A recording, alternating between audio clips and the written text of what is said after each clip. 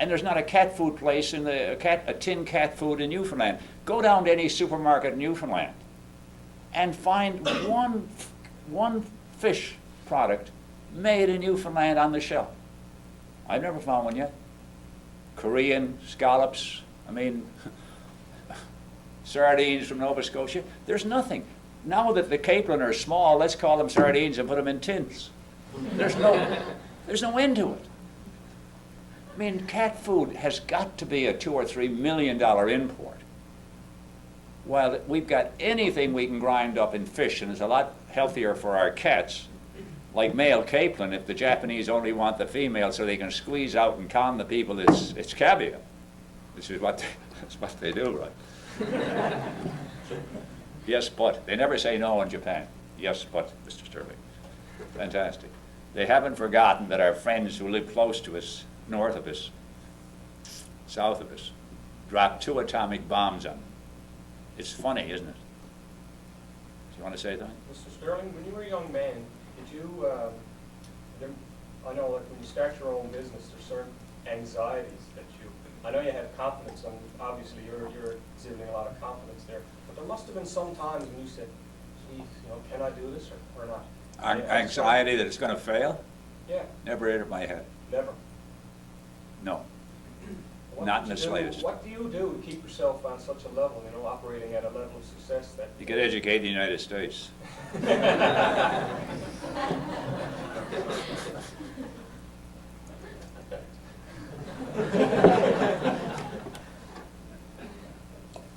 Big difference. Everybody, see, Canada has 2 distinctive philosophical, ideological positions. One is the closet position, known as the socialist communist. The other one is the out position, willing to be entrepreneurial. There's 2 people. You'd be surprised how heavy the socialistic aspect is. I mean, for 12 years, I've been trying to make the point with the regulators of television that, listen, fellas, is it really fair for these guys over here to use my taxes, $25 million a year, to compete directly against me with soap operas bought in the United States, while I'm having to run Canadian program against their American soaps? And 12 years, be making the state, trying to make the point is not fair, trying to do it through the system, being laughed at because Canada doesn't believe in heroes. Canada's an anti-hero situation. There's one hero, and he's got a bad back, and he's got sucked into buying the Alouettes, which will take all his salary. The poor guy, Wayne Gretzky. He's the one hero, right? What else have we got? Is there another hero you'd like to mention in a business hero, for example? Name me one. What about well, it's not heroes. We don't dig heroes. We dig groups and committees. Endless committees. Endless investigations. And then we just put it away. It's a funny country. But when you analyze what we are, we call ourselves Canadians. Well, you have Newfoundlanders who for 500 years had a distinct society. And then you have Quebecers who have an area 3 times the size of France and think they could be more successful. Seeing Iceland is 200,000 people and is one of the most successful sovereign countries in the world. And then you got Ontario, which is 5 times the size of California, who think they could be successful too, to say nothing of the West. So here we are made up of all this multitude of people. And I'm trying to find somebody to go in front of a television camera and tell me why I should vote yes. So I can pay twice as much taxes, so I can have endless regulations that don't exist in the United States. If I don't put my seatbelt on for 3 times, I can lose my license. It's endless. We're an authoritative-ridden country. So authoritatively ridden that until we travel and live in the United States for a few years, we don't realize how authoritative-ridden we are. Not that I'm suggesting for a second you join the United States. Not in no way. Because we're a distinct society. Maybe we can come out of this endless constitutional problem. But why is it so important? After 125 years, we haven't had it. And certainly to give forever Newfoundland into the hands of 2 provinces where we have 130 37 votes and the rest of them have 210, even if the Senate is 100% for us, doesn't make sense. So we're being bullied into an election on the 26th when the public themselves, like yourselves, the intellectuals and the elitists of the society, if I ask each one of you to come up in front now of the cameras and tell me what is it and what's the key issues on the constitutional yes or no vote. Anybody want to volunteer? Just imagine, you as citizens of a nation which is an incredible country. Canada is an incredible potential.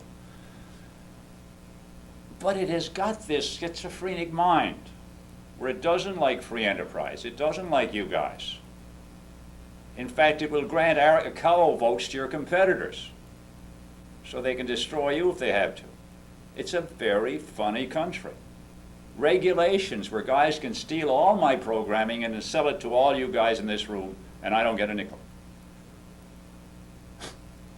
And steal all the CBC programs too, that they pay hundreds of millions of dollars to in the course of a year. But they can steal it. And then if you dare transfer it to another room in your house, they can have the Mounties take you away. If it was gasoline, they'd all be in jail. If it was electricity, they'd all be in jail. But it happens to be 350 dots traveling through the ether, retransformed by electronics into a picture called television. So they can steal it across the border from Detroit, put it up with the Canadian government's consent, and come down and sell it to you guys and make $200 million a year and have a big enough lobby to make it stick. Like the Kennedy assassination after 29 years. 85% of the population are convinced he was assassinated, which means that every CIA and CIA director would be in on it, right? Including the President of the United States, Bush, former CIA director. Well, nobody wants to talk about these things. It isn't fashionable. You won't get elected. There's not enough people free enough to elect you. They're all beholden to somebody.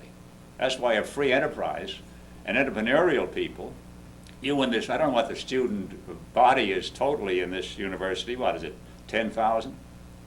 17,000. 17, fantastic. Well, ASU is 46,000. That's where my son graduated, my daughter. And I've talked to the entrepreneurial class there, and it's 7,000. So think of the percentage. Because everybody in the United States wants to be entrepreneurial. They don't want to work for somebody. What for? You're going to get 15% of your energy. You're going to get maybe a gold clock someday. That's why we try to make it as democratic as possible at NTV and Oz. And we try to say, look, fellas, if you want to be entrepreneurial, step out of the union. And we'll form little companies and we'll put up money, because if you want, we try to break the mold. And it's very difficult, very difficult. In the businesses I've been in other places, in the United States and New York City where I worked and so on when I first got out of college, it's a different attitude. There's a tremendous confidence. And I can see why we don't have the confidence, because we don't have a history of at least 100 years where every one of our fathers had a permanent job. There's a big difference in the attitude in Corner Brook and Grand Falls. We have had permanency. It's hard to have a family that's seasonal. That's why right now in the moratorium it's such a glorious opportunity for men to see it as a renaissance, where they start to say, what other talents have I got? If this guy can make these little men out of lobster claws, maybe we can get a sock industry that can create 2 million socks in the homes, and sweaters and artifacts and so on, and we can sell on television so we can bring it together. But I don't know where to reach out to. I honestly don't. I'm trying. I mean, I gave one guy a cash thing to do a series of concerts at the penitentiary. 6 months later, I found they were never paid. I mean, it's difficult. It's difficult to try to have a creative, heavy, aggressive, when it's needed, input into us to start something. I mean, we could start, everyone in this room, there's 50 of us, we could put up $100 or $50 or $5, and we could start by going, one of you could go to Thailand, Hong Kong, wherever, and bring back one sample of the one thing that's impressed you the most, with an understanding of whoever produces it that they could supply, and they would mail direct. So all you got to do is go on television and say, here's this fantastic thing, it costs this much, and we'll give you 6 to 8 weeks delivery. So all you have to have in your inventory is one item. Then if you've got 1,000 or 2,000 or 20,000 orders, you send to the guy in Hong Kong, and hopefully, if he's straight, I mean, this is the problem. This is the problem. He better send them to you first, COD, and you got them, and then you distribute them. There's got to be an answer to it. I don't want to lay on a trip that's not straight, because being right with any deal is being right now. If we're not right now, regardless of what you want to do, everything will get worse. But if you're right now, if we say, okay, how do we do this? Well, one guy or two guys to go to Thailand. You don't even need to do that. You go to Ottawa and you tell the story of the Thai ambassador, the Russian, all the ambassadors. In fact, you write a letter on a computer. You move it back. And there's nothing you can't do from this point with faxes. And then you set in motion. It's important to set in motion things. That's why a group is fun. Because when you disperse here tonight, you go in your little groups, and we all sort of motivate. We're all Roman Catholics, so we hang out together. We're Pentecostals. Or we're Salvation Army, where I was born, the Salvation Army Hospital. So we're all Salvation Army. We beat the drum, and we don't rush you guys in, right? I'm kidding. We're all here together. We're all here together. Color is abstract. I've never figured out why they don't think white is a color. Because we're all color, we're all race, we're all thinkers, and we all got the same 58-ounce brain, which is 90% hydrogen and oxygen. As you go through your litany of what and who we are, we start to see through the illusions we've been created, the bigotry that's being created, the anti-this and the anti-that is being created, to try to fragment us. To fragment us, not that this is a one planet. Buckmaster Fuller anybody read Spaceship Earth? Buckmaster Fuller's Spaceship Earth? Well, Buckmaster Fuller simply got his perception at college by looking at the planet as the astronauts did, and looked at this planet with self-generating spaceship with up to 12 miles around and oxygen, and just imagine, oxygen and hydrogen. And as they say in India, after 5 or 6 trips to the Himalayas, they say, you know, vegetarianism is your first move. Then you have fruitarianism, and then you have breatharianism. That's it. You're self-reliant. That's conceiving the inconceivable. And that's the fun of it. Because we're in an eternity. There's no beginning and ending. I mean, we don't all end up in the clouds playing bingo. Huh? I mean, surely we're not up there with a harpist for eternity. God, you'll be bored to death on the 3rd day, right? This is eternity. This is the here and now. I hate to say that because CBC got that one at 6:30, and now there's a sitcomedy out. There's no end to it. But it's like Huxley's Island, which is so incredibly interlocked with what's happening in Newfoundland now, where they had a perfect society, and then oil was discovered off the coast, and slowly destroyed completely the lifestyles and so on. It's called Island. On that island, Alex Huxley's, they train the parrots to try to remind you, here and now, try to remind you to be in the now, not thinking about tomorrow. As Ram Dass said, I used to constantly think about, he said, I tried to get my weight down from 260, realizing that every 4 ounces, actually it's every 16 ounces. Every 16 ounces of flesh is 8 miles of capillaries, arteries, and veins. So if you're 10 pounds overweight, it's 80 miles that your blood has to go through the brain. So if I'm sitting and negotiating with some guy who's got an 80-mile trip because he's 10 pounds overweight, I have an advantage. And so does everybody else in this room.